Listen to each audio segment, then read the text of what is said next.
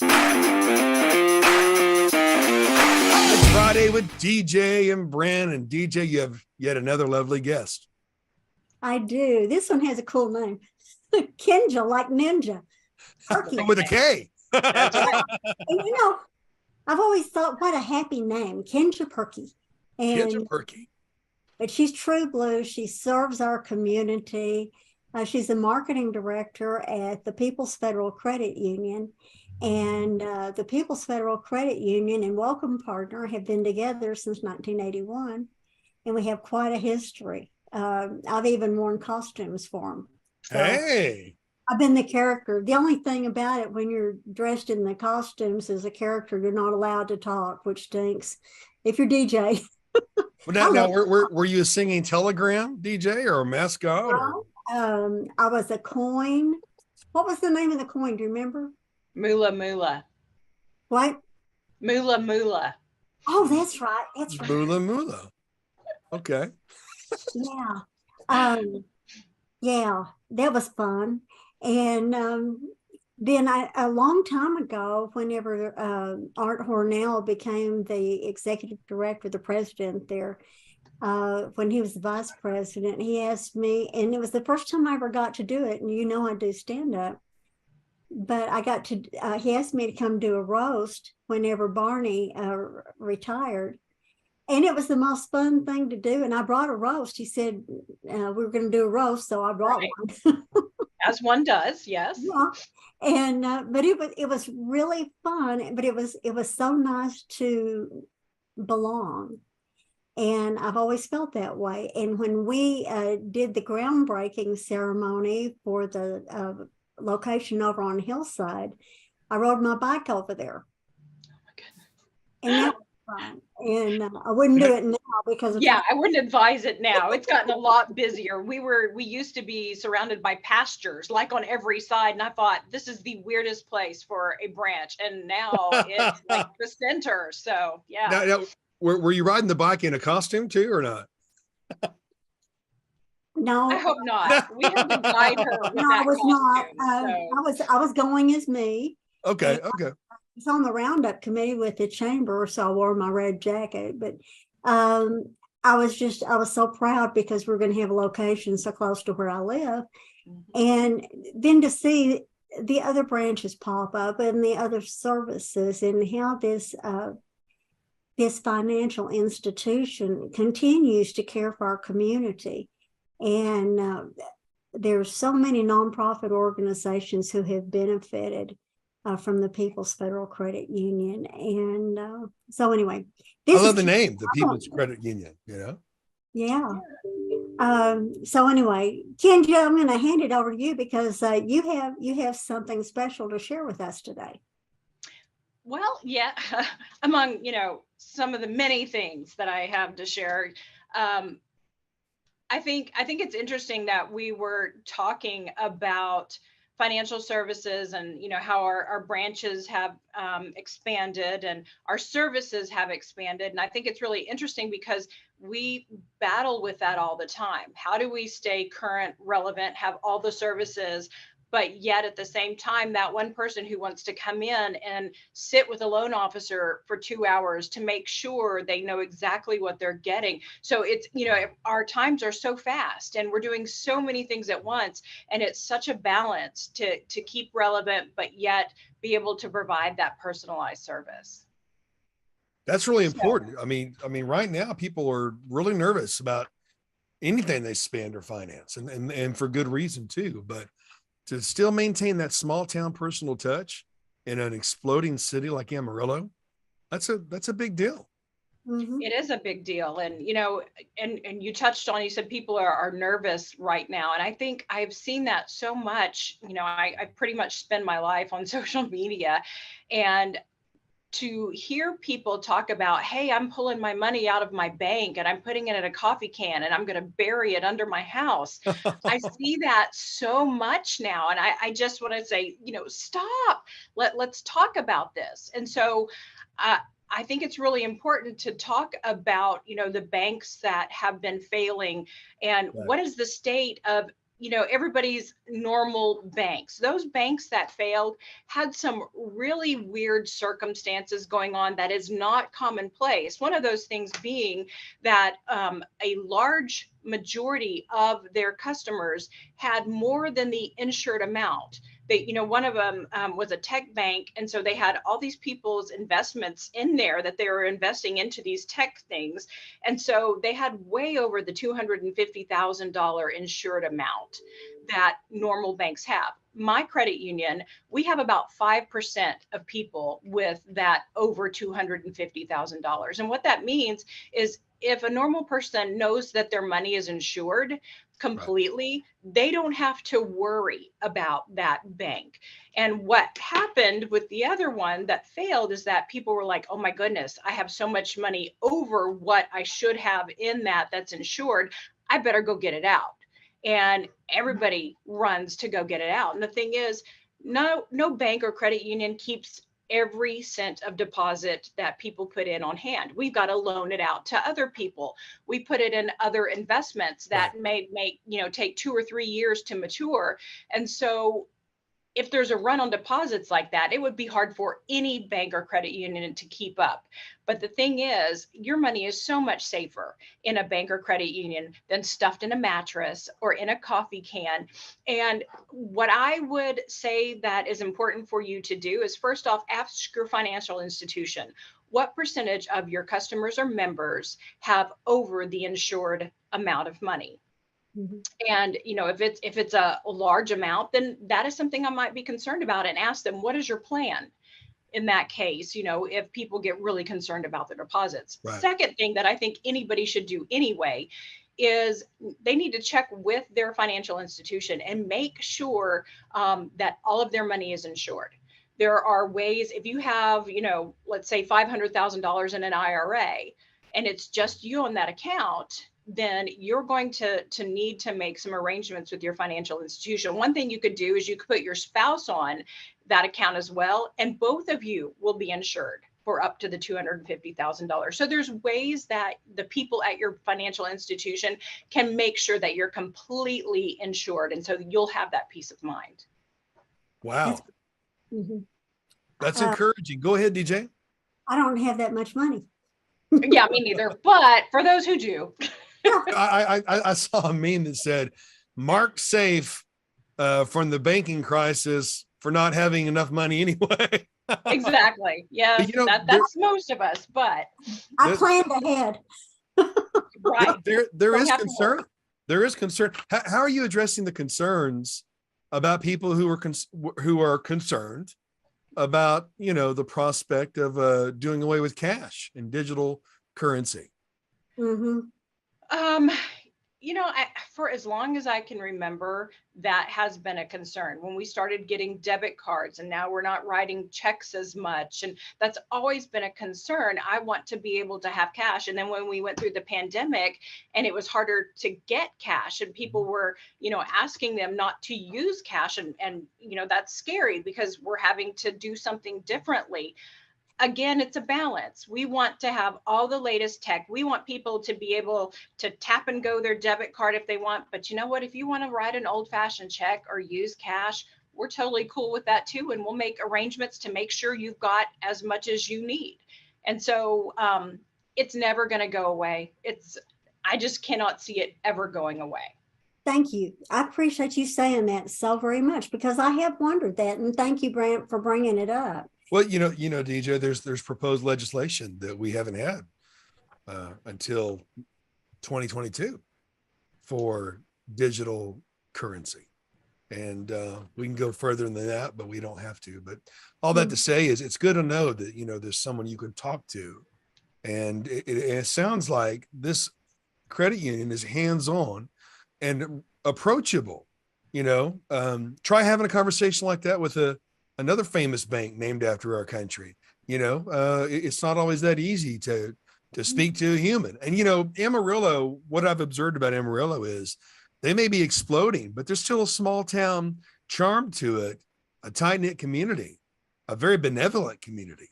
But absolutely, it's obvious that you've learned how to how to facilitate good communication with your customers and clients, and being able Well, to and honestly we've got communicate. great employees. So people in the call center will go, "Hey, I'm getting this question and I'm not sure how to address that."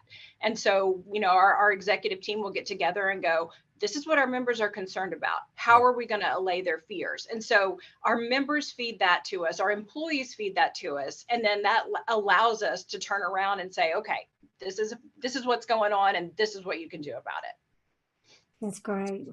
Well, and also, like I said earlier, y'all support so many different nonprofit organizations, and Brant's been to our breakfast before, and he knows that we honor first responders. Right. And so one of the things that KENJA's been doing for a long time is seeing that the People's Federal Credit Union gives gifts to our first responders.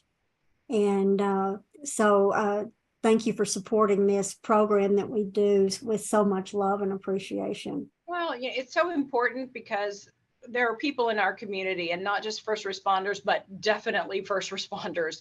They do so much, they don't expect anything in return. And sometimes it's a thankless job. And so I just think it's important that we say, thank you. Thanks for what you do. You do. And I hope that you hear back from some of these people. But this last time we honored the Bridges forensic team as their first responders, and they were called both the first responders and the forensic team. But it's amazing, and I know that with your background previous to the People's Federal Credit Union, you have a heart for serving moms and children. And I learned so much by being part of Welcome Partner and by the people we honor, and the people we honor have been nominated by others. So it's just, it goes full circle. I love my job and I love working with the people I do. And KENJA, I adore you. Thank you for being in my life. Thank you so much. Thank you. I'm the one who's honored by being involved in your life. So I appreciate you. Thank you. Hey, I'm honored that you're honored, and I'm honored to talk to both of you. Well, no, really, DJ, I know you're sincere when you say that, and of course, anyone that DJ brings on the show, obviously, is someone who is exemplified character and integrity. And KENJA, I love your spirit, and think your name's pretty cool too, KENJA. It's ninja, but with a K. Yep. Now, as we were about to film, there was mention about some kind of essay that you wrote. What's up with that? Oh, that was just talking about helping to allay the fears that people are feeling about the banking industry. And I hate that money is so fraught with anxiety anyway for a lot of people. And then to have this put on it too, I think is unfortunate. And so I think it's really important that we make sure people aren't putting money in coffee cans and burying them in their front yards, because that's not safe. And so, but your banks are, and your credit unions are. So, just make sure, give them a call and let them allay your fears. I don't have a big budget and I don't have a lot of money, and every dime I've got is very important. And I remember, like 1987 or whatever, I had money in stocks, and I remember talking to the guy at Merrill Lynch, and I said, "But me too? My money's gone too?" And he said, "Yeah, yours too." Oh. And so that has repercussion in my brain whenever they started talking about banks going down and running out of money or whatever, closing. I was thinking, I need every dime I've got. I don't have a lot. I'm not in there with the big boys, but I need every dime I've got. I'm responsible for a wonderful team that we work with, and then my own future. So thank you, KENJA. You really, just the way you answered it all a while ago, I mean, thank you. Yeah, absolutely. That's what we're here for. So definitely. Well, it sure is nice to meet you, KENJA. And again, another great business in Amarillo, Texas. The people are the wealth of the city, without a doubt. And I continue to be impressed with the community spirit, the benevolence of people, and the quality of character of people in leadership positions that we're interviewing. So it's a pleasure to meet you, Kenja. So You grateful, too. DJ, for another great person in Amarillo and someone to do business with that you can trust, and appreciate you. Thank you very much, DJ. Thank you, Kenja. You're Thank welcome, you. It was a partner. pleasure to meet you. You're welcome, partner. It's the 3rd annual Clay Shoot for Autism Awareness, Saturday, June 10th at River Breaks Ranch in Amarillo. Brought to you by the Braden's Gift Foundation, a local nonprofit dedicated to helping panhandle families with the high cost of autism care for their children. This family-friendly event features team shooting for all ages, horse races, a happy hour, a live auction, and a team shooting award ceremony. Sponsorships start at $1,000 per team, with many sponsorship levels available. The deadline for sponsorships is May 29th. For more information, go to bradensgift.org. Well, hey, folks, here we are again, another local hero doing incredible things for incredible kids. It's none other than Shay Morath with Braden's Gift. How are you, Shay? Hi, good. How are you? I'm fine. Now, we just met, okay, but you're already my friend because you're helping kids. You're doing something great in Amarillo.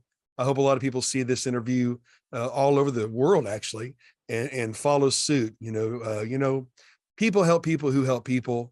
And successful people make others successful. You've heard all that before. But I tell you what, our kids is where it's at. And Shay, you have something incredible. First, tell us about yourself and Braden's Gift. Sure. First, thank you so much for those kind words. I'm going to be teary-eyed probably here later, just thinking about all that you said. Thank you. So I'm Shay Morath, and I live here in Amarillo, Texas. I have 3 boys and an amazing husband, and we are trying to navigate through some of this tough time with our son, Braden. He was diagnosed with autism at 3 and severe enough to go full-time at a clinic here in Amarillo that we found by the grace of God, because it's changed his life. And so that's really what I try to promote in my team also, that we really push ABA therapy. It's applied behavior analysis therapy. And he is nonverbal, so they have taught him how to communicate on a tablet, and they've really worked through a lot of the barriers to get him potty trained, and just a lot of different amazing things that have changed our entire family. So that's kind of where we're at with Braden's Gift. Our mission is to spread autism awareness and also provide resources for the families that are struggling financially to give their child everything that is required, because it's so expensive. The therapy alone cost my family $75,000 a year. Wow. Insurance, yes. And so sometimes insurance isn't available to some families, and when it's not, we kind of float that bill until they can get on Medicaid or something that is actually a new insurance that we've started taking. So Okay. we're trying, but Wow. yeah. Wow. That's with insurance. That's with insurance. Yes, with insurance, $75,000, and that varies depending on the need or the severity of the child. So ours is just needs a little extra, I guess. So. Well, you know what? A great mother, great parents taking care of their children, no cost is too high when it comes to your kid, I mean, the average person, it used to be said, would spend $1 million on their child by the time, they've turned 18. Well, we do that because we love our children. How much more when we love our children who are needing to function and learn the best way to function. It's worth it. It's worth it, but it still can be really hard with insurance, $70,000. Oh my gosh. I mean, I would ask, how do people do it without insurance? But apparently people don't usually get to do it without insurance. They get turned away, or, if it's out of pocket and they can't afford the means, then it's mainstream they go. And the struggle there, because there's not enough qualified therapists at schools that can help out, and they do the best they can. I know. I think that if we could just re-navigate them back into where they need to be with these trained therapists is the goal. Yeah. And so from that experience, you created Braden's Gift. Tell us about the process, how you did that. Well, it started with a meeting. My friend and I, she said, it just takes an idea. So let's see if there's other people that share in your dream and your passion. And so every person I asked to join me, they said yes. And I think it was also a personal connection they had with Braden, because Braden is so sweet. And they were like, we'll do anything for Braden, And so where it started and it took off, God really aligned the stars, and it just was, the process was so easy moving forward, and families started applying, and then we just took off.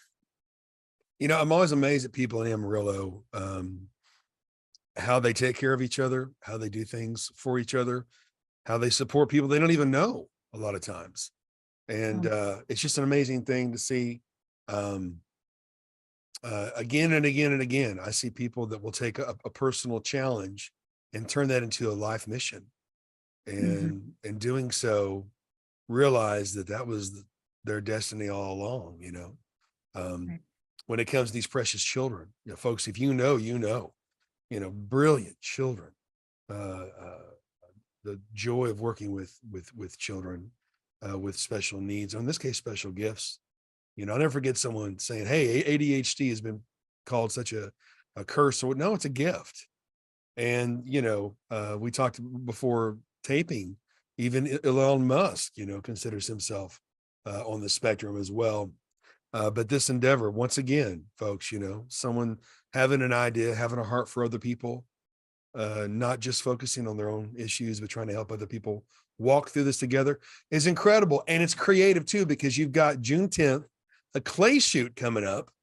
And of course, for those who are watching this on broadcast television, you're seeing the flyer right there on your screen, and a way to connect with Shay Morath. But tell us about this event coming up. Yes, we started a clay shoot. Was our first fundraiser that we kicked off, and it did so well that we just said we have to do this again, and it was so fun. So yes, a clay shoot, you don't have to know how to shoot to come out. You have a safety meeting there, and so everything kind of is taken care of right there, and you just get a team of 4, you come shoot, and then we have a silent and live auction that you can be a part of, and the evening is so fun. We have entertainment, dinner, and we opened up this year to a morning flight also. So if afternoon is not doable, then you can totally sign up for the morning portion. Oh, that's so cool. That's so cool. River Breaks Ranch, 8 a.m. and 12 p.m.